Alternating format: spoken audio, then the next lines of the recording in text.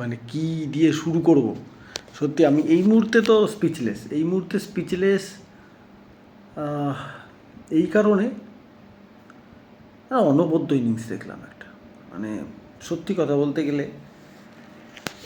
আমরা খুব লাকি এই ইনিংসটা। আমি এই ইনিংসটাকে না, দেখুন প্লিজ কেউ বাজে কম্প্যারিজন আমরা করছি না, পজিটিভ ওয়েতে যদি চিন্তা করেন এই ইনিংসটা, আজকের এই ইনিংসটা, হ্যাঁ মানছি তুলনা করাটা বাজে ব্যাপার হবে, বাট স্টিল বিরাট কোহলির ওই এমসিজির ইনিংসটার ঠিক এক ধাপ নিচে আমি ইনিংসটাকে রাখবো।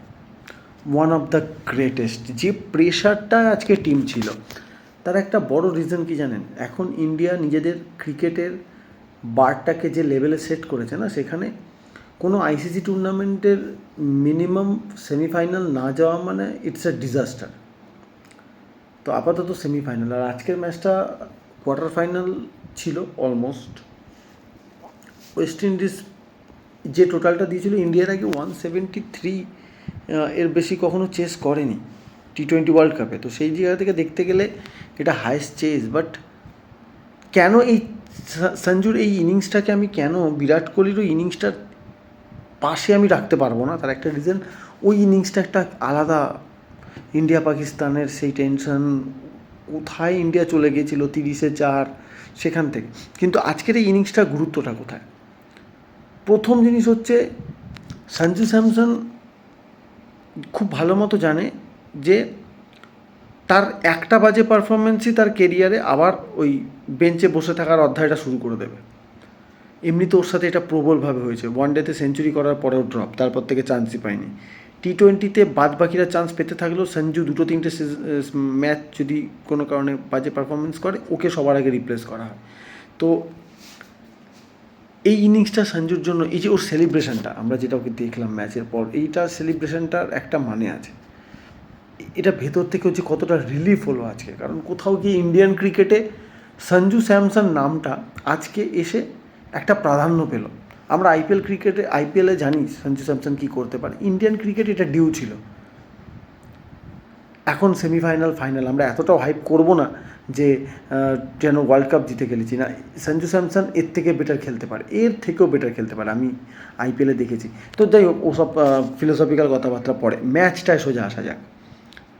আমি বলেছিলাম আমার আগের ভিডিওটাতে, West Indies is such unpredictable team. আজকে যে লেভেলে ওয়েস্ট ইন্ডিজ ব্যাটিংটা করেছে, পাওয়ার প্লেতে উইকেট হারায়নি তারা, বাট ঝোড়ো স্টার্টও ছিল না আজকে, বাট ওই 8 রান 9 রানের একটা গতি ওরা মেনটেন করে যাচ্ছিল, ঠিক আছে। তো ইট ওয়াজ এ গুড ইনিংস। কিন্তু আমি যেটা ব্রেকেতে দেখলাম, ইন্ডিয়ান টিমকে আমার একবারও দেখে মনে হয়নি যে তারা কখনো প্যানিক করে গেছিলো। সম্ভব মনে হয়েছিল 200-র নিচে রাখাটা ইন্ডিয়ার জন্য একটা পজিটিভ ছিল। এমনি যে কোনো ক্রিকেটে T20 মানে যে কোনো মাঠেতেই, বা যত বড় স্কোরিংয়েরই মাঠ হয়ে যাক, 200 ক্রস করে যাওয়া, বিশেষ করে আইসিসি টুর্নামেন্টে ওয়ার্ল্ড কাপে একটা সাইকোলজিক্যালি কোথাও এফেক্ট দেয়। এখনও দেখবেন ক্রিকেট ওয়ার্ল্ড কাপে 300 ক্রস করে যাওয়া মানে আপনারা সাইকোলজিক্যালি একটা এফেক্ট দেয়, যেখানে যে টিম চেস করছে, কারণ আপনি নক আউট খেলছেন। তো এখানে একটা ভুলে আপনারা ফেরত আসার জায়গা নেই, এইরকম সিচুয়েশন তৈরি হয়ে যায়। তো ইন্ডিয়া যখন চেস করতে নামলো, এবার এখান থেকে আমি বলবো আজকে কিছু আমরা সবাই সঞ্জু স্যামসনকে নিয়ে কথা বলবো, নো ডাউট সঞ্জু স্যামসনকে নিয়ে কথা বলতেই হবে এই ইনিংসটা। বাট এই ইনিংসটা নিয়ে কথা বলার আগে যে কটা ছোট ছোট বিষয় নিয়ে কথা না বললেই নয়। প্রথম জিনিস যেটা নিয়ে আমি বলবো ভাই, আর্শদীপ সিংয়ের ওই লাস্ট ওভারটা, তার আগের ওভারে আর্শদীপ সিং মার খেয়েছিল, বুমরা ইভেন মার খেয়েছিল লাস্ট ওভারে, বাট আর্শদীপ সিংয়ের যে লাস্ট ওভারটা, what a brilliant over it was. নাহলে হেসে খেলে ওয়েস্ট ইন্ডিজ 210-এর কাছে পৌঁছে যাওয়ার কথা, ঠিক আছে, যেভাবে ওয়েস্ট ইন্ডিজ চলছিল। দেন সঞ্জু স্যামসনের ইনিংসটার জন্য যে জিনিসটা কোনো দিনই কেউ বলবেন না, আমিও আগের দিন বলেছিলাম যে শিবম দুবেকে বসানো উচিত, কুলদীপকে খেলানো উচিত। বাট আজকে আমি বলবো India should go with Shivam Dube. তার একটা বড় কারণ কি, আমার যেটা মনে হয়, ইন্ডিয়া একটা বড় রিজন আছে এই ডেপথটাকে মেনটেন করার, ব্যাটিং ডেপথটাকে। আমি আজকে রিয়েলাইজ করলাম কেন।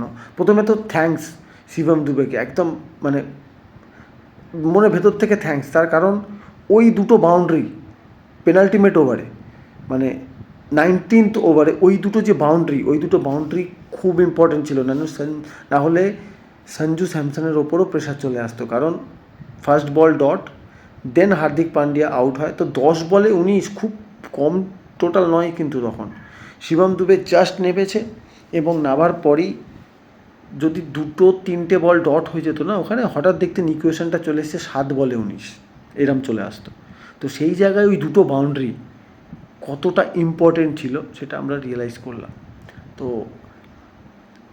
T20 বিশ্বকাপের ফাইনালের ওই 27 রান বিরাট কোহলির সাথে লাস্টের দিকে, এশিয়া কাপ ফাইনালের ওই ইনিংসটা আর আজকের এই ইনিংসটার জন্য শিবম দুবে থ্যাংক ইউ। আর by the way Asia cup ফাইনালের ওই বলিং স্পেলটার জন্য even thank you Shivam Dube. এটা ও ডিউ, মানে এটা পায় কিন্তু কখনো ওকে বলা হয় না। দেন আরেকটা যে বিষয় সেটা হচ্ছে যে কথাটা বলছিলাম, কেন ইন্ডিয়ার এই ব্যাটিং ডেপথ। দেখুন আমরাও ক্রিকেট খেলি, বাট ইন্টারন্যাশনাল লেভেলের কোনো প্লেয়ারের সমালোচনা করার কোনো যোগ্যতা আমাদের নেই। তো আমি সমালোচনা করছি না, বাট আমার ক্রিকেটীয় বুদ্ধিতে যেটা আমার মনে হলো, যেটা আমাদের সুনীল গাভাস্কর স্যার যেটা বারবার বলেন, কিছু ক্ষেত্রে আমি রবি শাস্ত্রীর কাছে শুনেছি, হর্ষা ভোগলে, রবিচন্দ্র অশ্বিনও যে কথাটা আগের দিন তার পডকাস্টে বলছিল বা ইউটিউব চ্যানেলে বলছিল, অ্যাগ্রেসিভ আর অ্যাটাকিং ক্রিকেটের মানে ব্রেনলেস ক্রিকেট হয়তো নয়।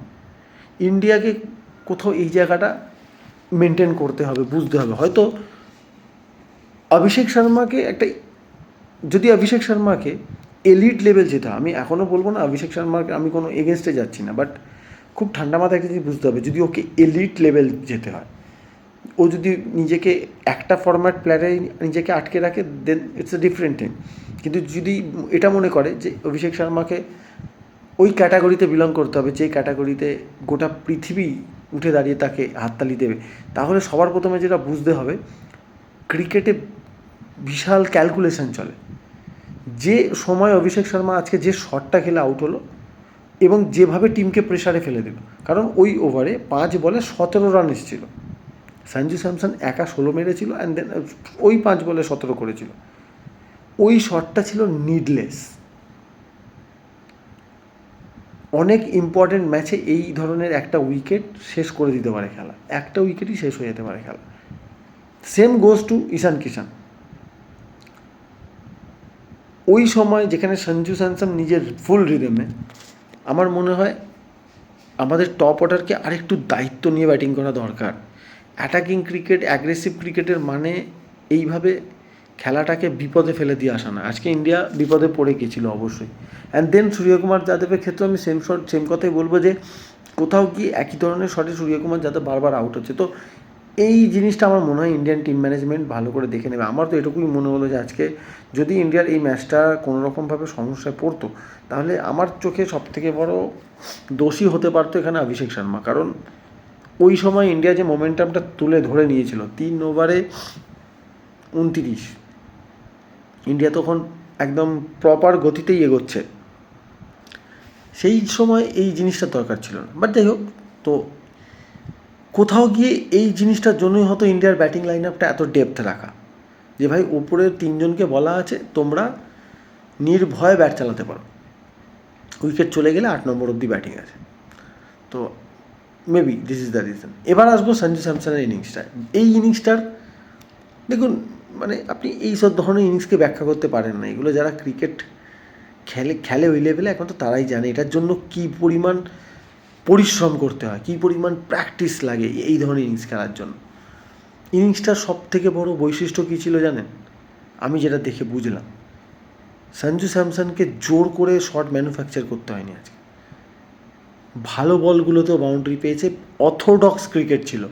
আপনি আজকে দেখবেন না যে কটা 4, 6 যার দেখলেন সঞ্জু স্যামসন ইনিংসে, it was all about proper cricketing shots. কোনো ফ্যান্সি ক্রিকেটিং শট ছিল না, জোর করে শট মারা ছিল না, প্রপার টাইমিং। বরাবরই সঞ্জু স্যামসন বিগ হিটার, স্লগার নয় কিন্তু বিগ হিটার। তো ইচ অ্যান্ড এভরি যে স্কোরিং জোনটা যেখানে সঞ্জু জানে, আর যখন একটা প্লেয়ার পুরো মানে মাঠ জুড়ে শট খেলতে পারে না, তার জন্য ফিল্ড সেট করা ডিফিকাল্ট হয়। আর যেভাবে সঞ্জু স্যামসন আজকে শটগুলোকে খেলছিল অ্যাকর্ডিং টু ফিল্ড, বলের মেরিটের ওপর, ইট ওয়াজ আনবিলিভেবল ইনিংস।